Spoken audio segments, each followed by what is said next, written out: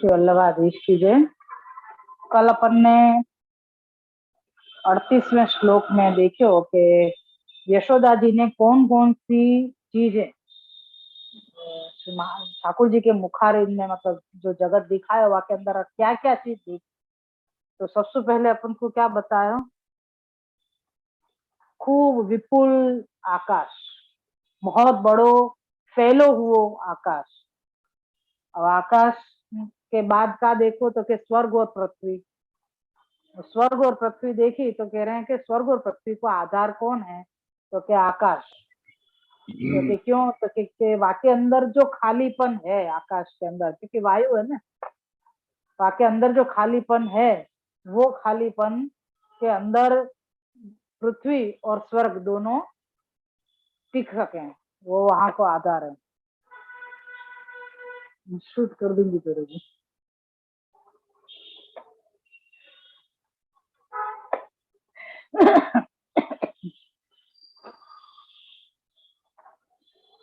फिर आए पृथ्वी और स्वर्ग देखने के बाद यशोदा जी ने तारागण देखे, और तारागण के बाद 10 दिशाएं, 10 दिशाओं के बाद सूर्य चंद्र अग्नि जो प्रकाश युक्त हैं वो सब देखे। वाके बाद वायु समुद्र जल ये सब चीजें देखी। फिर कह रहे हैं कि वाके अंदर द्वीप देखे, द्वीप मतलब टापू। तो 7 द्वीप, वहां में बड़े बड़े वन, फिर वहां में भी छोटे छोटे वन, छोटी छोटी सब चीजें, यानी जो चीज कभी सुनी नहीं देखी नहीं ऐसी चीजें भी देखी। और जो जानते थे जो चीजन को वो चीज भी देखी, जैसे नारद जी देखे, कल्प वृक्ष देखे, ब्रह्मा जी देखे। तो इन सब चीजन को ठाकुर जी ने दिखाया अपने मुखारिंद के अंदर। और फिर या चीज को अभी मतलब इतनो सब देखो तो उनको अचानक ये भयो कि ये मेरे बालक के अंदर ये सब चीज का हो रहा है। जब ये ऐसो विचार कियो उनने, तो इतने में ठाकुर जी ने वो सारी लीला समेट ली।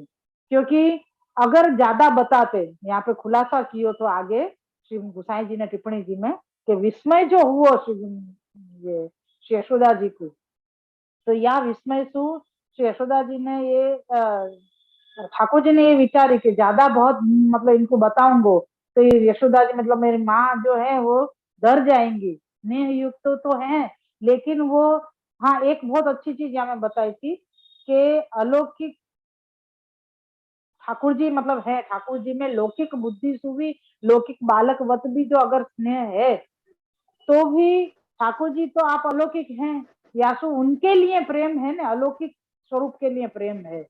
तो अपनो जो लौकिक प्रेम है, लौकिक भाव है, वो भी सब अलौकिक रूप ही है, अलौकिक ही हो जावे है। ये बहुत एक अच्छी चीज आप बताई थी।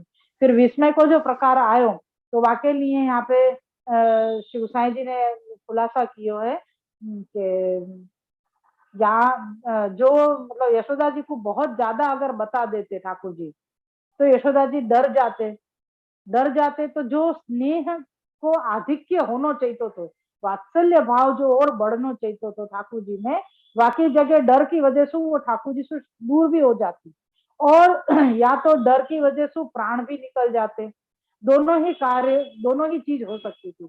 यासु ठाकुर जी ने अपनी लीला थोड़े में ही समेट ली, और थोड़े में समेट के और श्री यशोदा जी को अमुक ही ब्रह्मांड को वो चीज जो है जैसे पंच महाभूत जल अग्नि वायु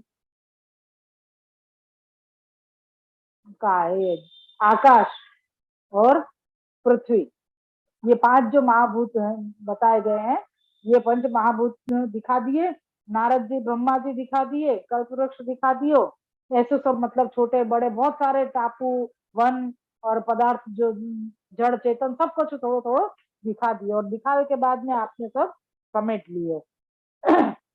तो ये प्रकार आयो। अब आगे या मैं अभी आएगो के यशोदा जी को विस्मय भयो, तो वाक्य पहले अपन ने आभास लियो तो, और अब श्लोक आएंगे आगे ले अपन। श्री वल्लभाधीश की जय हो। श्री कृष्णाय नमः, श्री गोपीजन वल्लभाय नमः, श्री वाक्पति चरण कमलेभ्यो नमः। श्रीमद् भागवत महापुराण श्रीमद् वल्लभाचार्य जी विरचित श्री सुबोधनी जी की टीका 10वां स्कंद पूर्वार्ध। तामस प्रमाण अवान्तर प्रकरण में ये तृतीय अध्याय यानी कि तीसरा अध्याय चल रहे हैं और ये अध्याय यश निरूपक अध्याय है। और श्रीमद् भागवत जी के अनुसार अपन सप्तम अध्याय में चल रहे हैं यानी कि 7वें अध्याय में। श्लोक अपनो आयो है 39 में। बाकी पहले अपन ने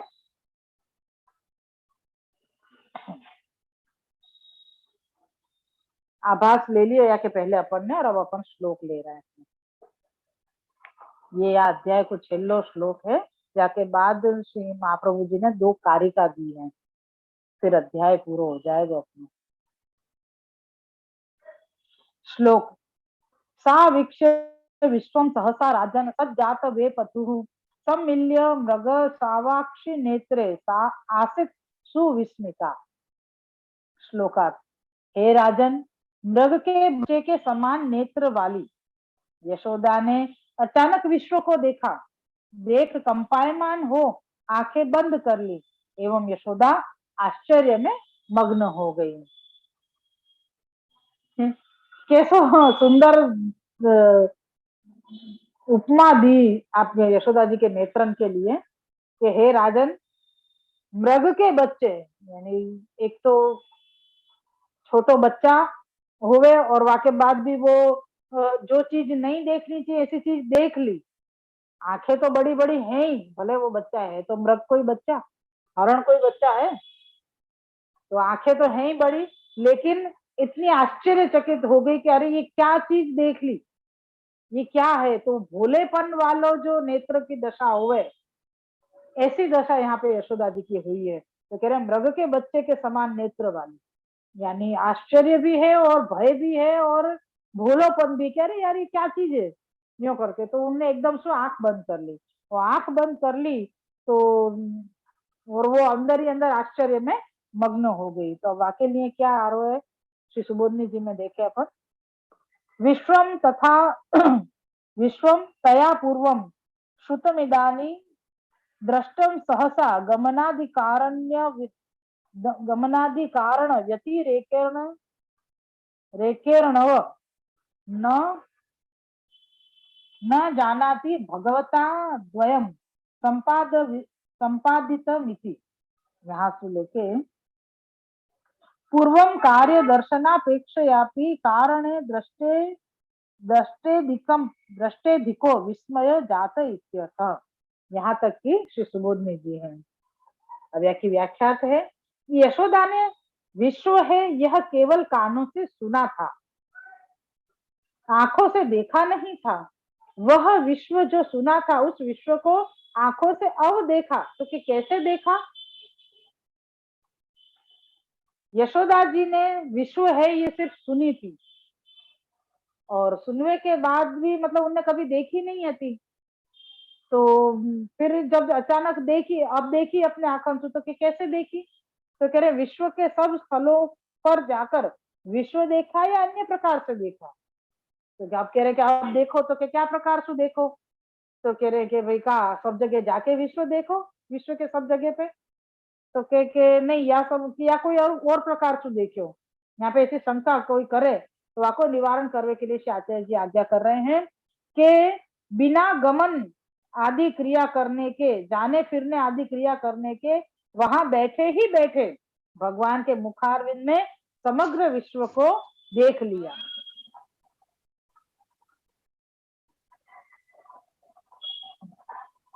श्री यशोदा जी ने क्या प्रकार से यहाँ पे विश्व को देखियो।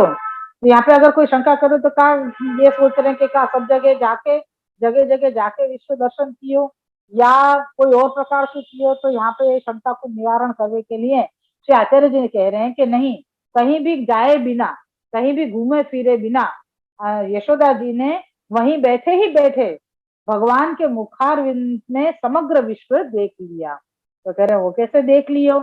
किंतु यशोदा यह न समझ सकी कि ये दोनों कार्य भगवान ने किए हैं। यशोदा जी को ये नहीं समझ में आई कि ठाकुर जी ने जमाई भी ली और ठाकुर जी ने ही जमाई लेते लेते ही विश्व को दर्शन कराए। तो ये दोनों चीज में उनको समझ में नहीं आई, क्योंकि यशोदा इस अलौकिक कार्य को पूरी तरह समझने के योग्य नहीं हुई है। यशोदा जी अभी ये दोनों चीज समझने में योग्य नहीं हुई है, मतलब अभी अधिकारी नहीं हुई है। क्यों? यासु भगवती श्रुति ने कहा है कि तस्मात् द्रव्य मानादग्नि सोमो निरक्रामताम जम्हाई। जम्हाई खाते हुए अग्नि और सोम वृत्र के मुख से निकले। इस विषय का स्पष्टीकरण विश्व को तिरोहित करने से भी यह बताया कि जगत सिद्ध ही था। मतलब ठाकुर जी ने जब उबासी ली, मतलब जम्हाई ली, तब आपने अपनों अग्नि और वायु के द्वारा श्री यशोदा जी में जो ज्ञान और क्रिया शक्ति स्थापित करी, वहां के द्वारा ही वो ठाकुर जी के मुखारविंद में जगत को दर्शन कर सकते। तो वही प्रकार आपने जम्हाई को मतलब बंद करके, मुखारविंद बंद करके वो सब समेट भी लिया। यो तो यहाँ में मतलब मुखारविंद ने ही इस स्पष्टीकरण को कह रहे हैं कि विश्व को तिरोहित करवे में भी यही कारण बताए। मुखारविंद खोलो आपने तो वही प्रकार से सब आयु और अग्नि, सॉरी आयु का वायु और अग्नि या के कारण यशोदा जी देख सकी, और शायद वहां में आवाज भी आती हो तो सुन भी सकी होगी। दोनों ही प्रकार विश्व को देखो और सुनो, दोनों ही किए। और बाद में फिर तिरोहित जब कियो ठाकुर जी ने, तो मुखारविंद बंद करके और ये तिरोहित भी कर दिया आपने। तो जब अचानक विश्व को देखने से यशोदा कंपित हो गई। यद्यपि विश्व सुंदर सत्य रूप था, तो भी अधिकार के अभाव के कारण यशोदा भयभीत होकर कांपने लगी। यशोदा जी को इतना आश्चर्य भी हो गया और डर भी गई कि इतने छोटे से बालक के मतलब ये सब या बालक नहीं किए हुए, ये वो समझ नहीं सके, और एकदम से घबरा गई। घबरा के और आप कांपने लग गई, ध्रुजवे लग गई और डर गई थोड़ी। तो भय के कारण आंखें बंद कर ली। डर डर होवे सो उनने आंखन को बंद कर लियो। इतनी यशोदा क्यों भयभीत हुई, जबकि जो विश्व देखा उसके उसमें भयानक पदार्थ कोई नहीं था। यहाँ कह रहे हैं कि यशोदा जी को इतना डरने की क्या जरूरत थी। या में जो भी आपने विश्व देखो वहां में कछु डरवे जैसे तो कछु होतो ही नहीं, ऐसी भयानक चीज तो कछु नहीं बताई ठाकुर जी ने। फिर यशोदा जी क्यों डरी? वहां कहते हैं कि स्वभाव सबसे बलवान कारण है। स्वभाव यशोदा को अच्छा, यशोदा स्वभाव से डरपोक थी। यशोदा जी स्वभाव से ही डरपोक थी। उनकी उसकी सिद्धि करते हुए सुखदेव जी कहते हैं कि यशोदा के नेत्र मृग के बच्चे के समान थे, अर्थात जैसे मृग डरपोक होते हैं, उनके बच्चे पिता से भी अधिक डरपोक होते हैं। वैसे ही यशोदा के नेत्रों से ज्ञात होता है कि यशोदा मृग के बच्चों के समान डरपोक स्वभाव वाली थी। यानी यशोदा जी को डर, तो अपन ने जैसे देखा ना कि जैसे ठाकुर जी के कई अलग अलग प्रकार की जो भी लीला या इतने सारे दैत्य वगैरह आए ठाकुर जी के वहां पर, बताओ इतना उपद्रव भयो, श्रम भी भयो ठाकुर जी को ये देखे, मतलब माँ के हिसाब से। तो बार बार उनकी नजर उतारवे को, और डर गई तो अब मैं यहाँ से बाहर नहीं ले जाऊंगी, या अब मैं ऐसा नहीं करूंगी जहाँ बालक को कछु तकलीफ हो जावे। ये सब मतलब विचारती रहती। जैसे कोई गोपी खिलावे आती तो भी मना कर देती कि नहीं मैं तुमको नहीं दूंगी मेरे बालक को, मेरे बालक को नजर लग जाएगी, या मेरे बालक को तुम रुआओगे, या मेरे बालक को तुम ध्यान नहीं रखोगे। होली की भावना में भी कई जगह आवे, बार बार यशोदा जी ललिता जी सु आदि सबन सु कहवे कि न मेरे कन्हैया को ध्यान रखियो, ऐसे करके। तो मतलब कितने सारे वक्त वो आवे, तो ये सब परिचय देवे कि यशोदा जी वैसे भी डरपोक थी, लेकिन अपने बालक के लिए वो ज्यादा चिंतित थी। यूं तो यहाँ पे बता रहे हैं कि जैसे ये मृग यानी कि हरण जो है वो डरपोक हुए है, लेकिन मृग के बच्चा जो हुए वो अपने पिता से भी ज्यादा डरपोक हुए। तो उनके नेत्र अभी यहाँ समय यशोदा जी के नेत्र उनके जैसे हो गए, मृग के बच्चा के जैसे। तो वो जो मृग के बच्चा जो है उनके जैसे ही यहाँ डरपोक स्वभाव वाली है यासु। जब अजब अजब सब ये विश्व देखियो बालक के मुखारविंद ने, तो वो एकदम से डर गई और डर के ध्रुजवे लग गई, कांपने लग गई। और आचार्य श्री यशोदा की आंखें हरिण के बच्चे के समान थी।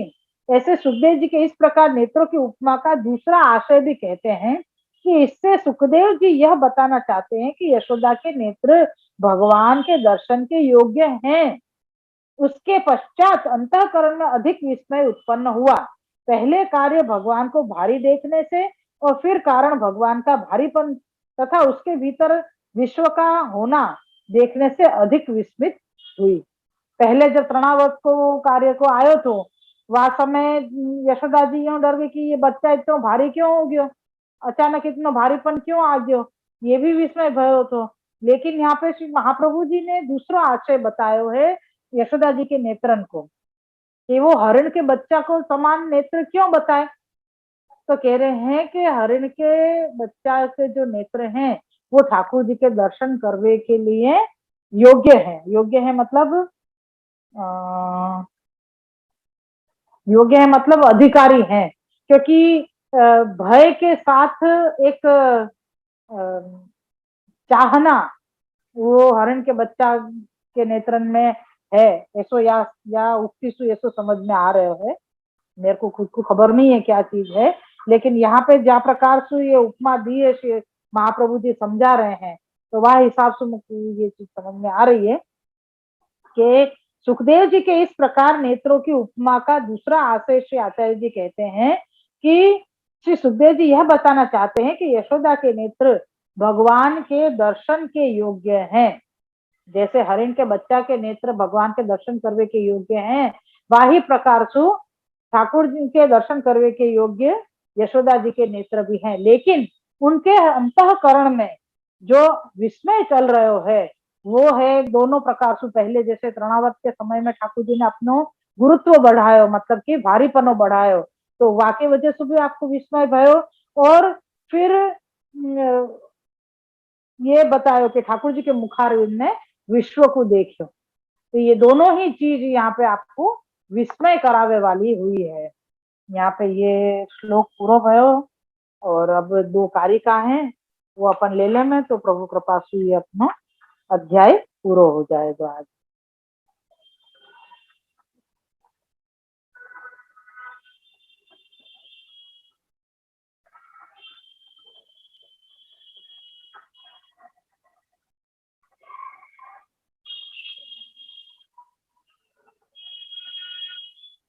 यहाँ पे एक अपन ने ऊपर देखियो ना कि जम्भाई खाते हुए अग्नि और सोम, सोम यानी वायु व्रत के मुख से निकले। तो ये व्रत के मुख से निकले तो ये कैसे समझेंगे, तो अकेले यहाँ पे श्री पुरुषोत्तम जी ने लेख में खुलासा किया है, थोड़ा सा है वो अपन देख ले।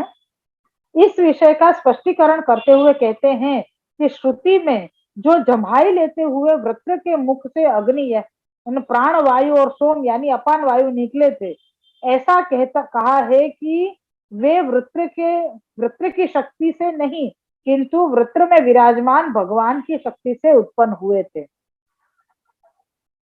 वहां तो स्वयं भगवान ने जम्हाई ली जिससे अग्नि सोमात्मक विश्व प्रकट हुआ है। जब श्रुति में यह कही गई है कि वृत्तासुर जो है वाको वाने जब जम्हाई ली तो वाके मुक्षु प्राण वायु और सोम यानी अपान वायु यूं कहिए कि वो निकले थे। तो ये तो वृत्र की शक्ति सु नहीं लेकिन ठाकुर जी की शक्ति सु निकले थे। वृत्र के अंदर विराजमान जो भगवान है उनकी शक्ति से ये उत्पन्न भय थे प्राण वायु और अपान वायु। लेकिन यहाँ तो ठाकुर जी ने स्वयं ने जमाई ली है, वहां तो वृत्र ने जमाई ली थी तब भी ये 2 शक्ति बाहर निकली थी, तो यहाँ तो ठाकुर जी ने स्वयं ने ली है तो ये शक्ति बाहर निकले और यशोदा जी में स्थापित हो या में कोई आश्चर्य नहीं है। ये चीज या में श्लोक में ऊपर के खुलासा भयो। अब हम कारिकालय में पूतना सुपय पाता बाल दुख निवारक प्रपंच स्मृति हंता च गोकुले राजते हरि स्वासक्त्यर्थ सत्यर्थम सकट भित्त तृणावर्त विनाशक सामर्थ्य ज्ञापनार्थाय विश्वाधार प्रसिद्धतु। ये कारिका के अर्थ हैं पूतना के प्राण रूप दूध पान करने वाले, बालकों का दुख मिटाने वाले, प्रपंच की स्मृति को मिटाने वाले हरि गोकुल में शोभा देते विराजते हैं। अपने में आसक्ति कराने के लिए सकट का भंग करने वाले और अपने सामर्थ्य जताने के लिए तृणावत का नाश करने वाले विश्व के आधार श्री कृष्ण प्रसन्न हो। यहाँ पे आचार्य जी ये बता रहे हैं कि ठाकुर जी पूतना के जो प्राण रूप जो तो वो दूध को पान कियो और सारे बालकन को दुख मिटायो, सबन के प्रपंच की विस्तृति आपने कराई और ऐसे गोकुल में आप शोभा देते विराज रहे हैं। और अपने में जिनकी आसक्ति यानी ठाकुर जी में जिनकी आसक्ति है उनके लिए आपने सकट को भंग कियो, फिर और सामर्थ्य बतावे के लिए आपने तृणावत को भी नाश कियो और विश्व को भी दर्शन करा के मतलब विश्व के आधार ऐसे श्री कृष्ण आप सदा प्रसन्नता सु विराजे। इसी श्रीमद भागवत 10वें स्कंद की सुबोधनी जी टीका श्रीमद वल्लभाचार्य जी विरचित के तामस प्रकरण के प्रमाण अवांतर प्रकरण के यश निरूपक तृतीय अध्याय स्कंधानुसार सप्तम अध्याय का हिंदी अनुवाद संपूर्ण। यह यज्ञ यश निरूपक अध्याय में भगवान श्री बालकृष्ण की वर्णित लीलाओं का भक्त शिरोमणि श्री सूरदास जी तथा श्री परमानंद जी द्वारा गायन किए हुए पद भगवत रसिक पाठकों के प्रमोदार्थ लीलाओं का अवगाहन करने के लिए नीचे दिए जाते हैं। अच्छा, दो पद दिए हैं, एक सूरदास जी कृत और एक परमानंद दास जी कृत, या अध्याय के अनुरूप जो है वो।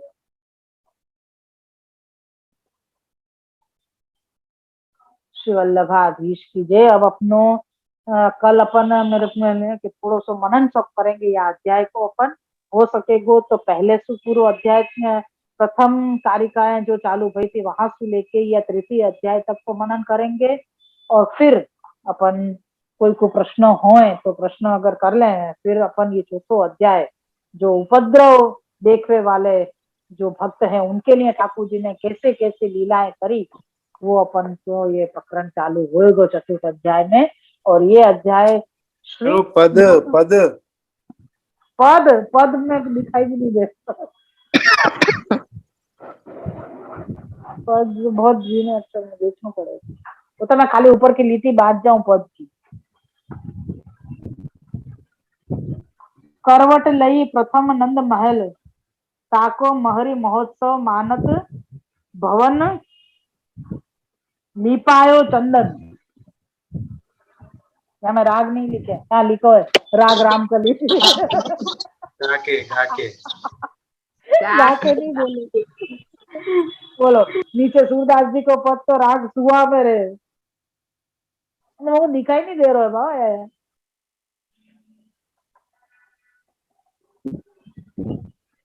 सच्ची में नहीं दिखाई दे रहा, ये तो बिल्कुल नहीं दिखाई।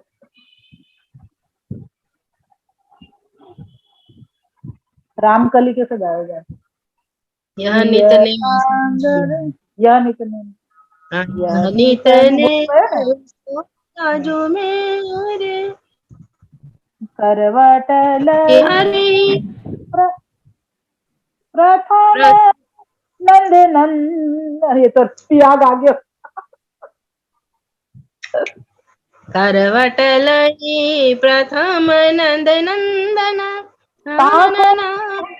महोत्सव नहीं, करवट लई प्रथम नंद नंदन, करवट लई प्रथम नंद नंदन, ताको महरी महोत्सव मानत भवन लिपायो चंदन, करवट लई प्रथम नंद नंदन, बोली सकल घोष की मारी तिनको कियो वंदन, मंगल गीत ग्वाल गावत हसावत हसत मधु हसत कछु मुख मंडन, करवट लई प्रथम नंद नंदन। यह विधि भई घड़ी है चार के तब कुंवर झपी उठी जागे, भूली गई संभ्रम में सुत को कछु एक रोनन लागे, करवट लई प्रथम नंदन नंदन दई लात गिर गयो सकट धसी सब ही सबे धति दोरे विस्मय भय विलोकत में मन भूले से कछु बोरे करवट लई प्रथम नंद नंदन लिए उठाए कुंवर ब्रजरानी रहसी कंठ लपटाई प्रेम विवश सब आपुन संहारत परमानंद बलि जाई करवट लई प्रथम नंद नंदन करवट लई प्रथम नंद नंदन करवट लई प्रथम नंद नंदन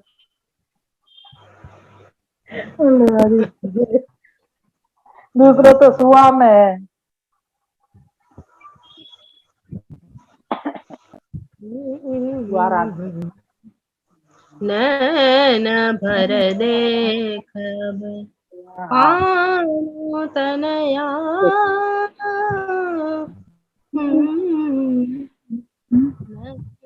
चलो सखी से मेरे को याद रहेगा है चलो सर चलो सखी तन के घर चाहिए चलो सखी सो अति विपरीत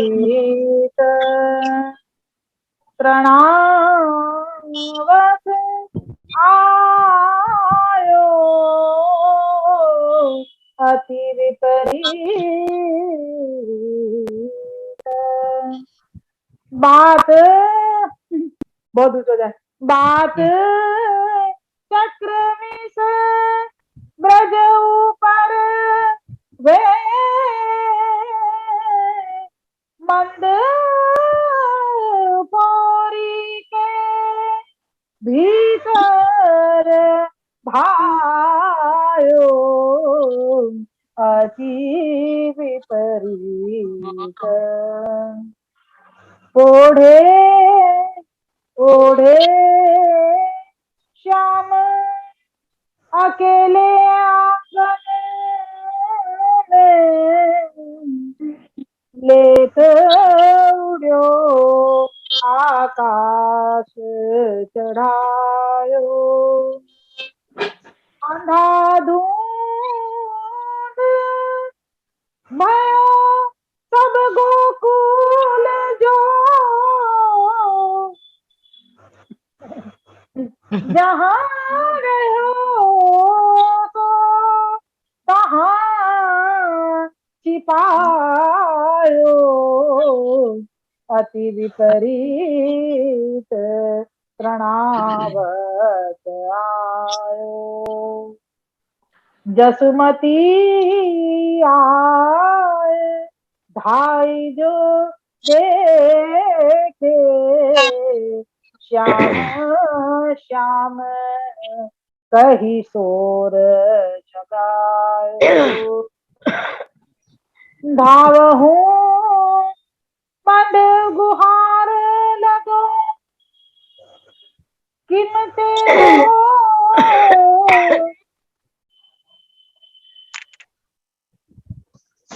शब्द ही समझ में नहीं आ रहे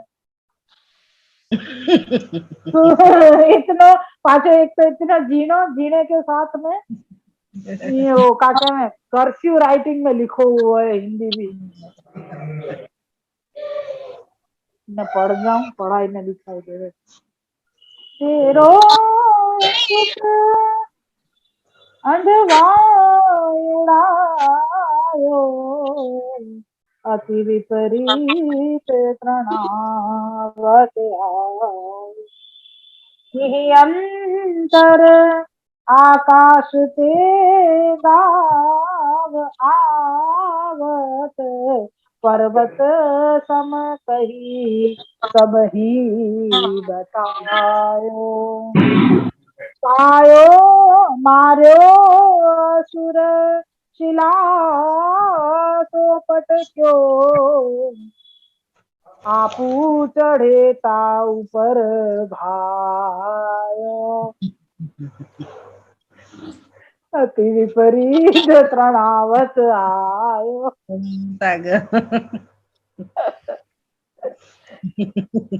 अब तो डोरे मंद अशोखा जाने कहा लिख रो है अखोदा डोरी तुरंत देख ही कंठ लगायो सूरदास यह कही अखोहा जाने कहा है जसोदा हे भगवान जसोदा माँ जामो विधि कही गा भायो अति अति विपरीत तृणावत आयो हे प्रभु हनुमान पूरो भयो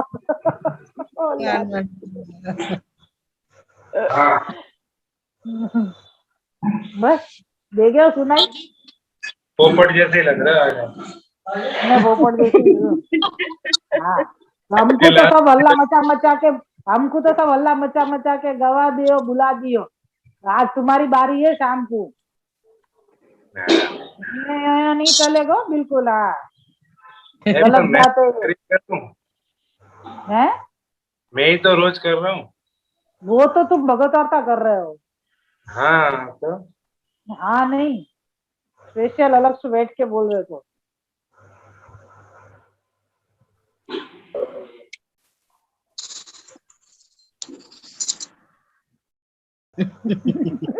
सब मोड़ा बना रहे देख પોતે ઘોડિયા થઈ જાય જાણે પોતે એટલે તો छठकुमल नाम आप्યું છે छठकुमल तू बालुआ के लिए कहे कि वो अकेले अकेले वैष्णव को सुनाते रहे अपने सामने नहीं बोले तू भी ऐसो ही है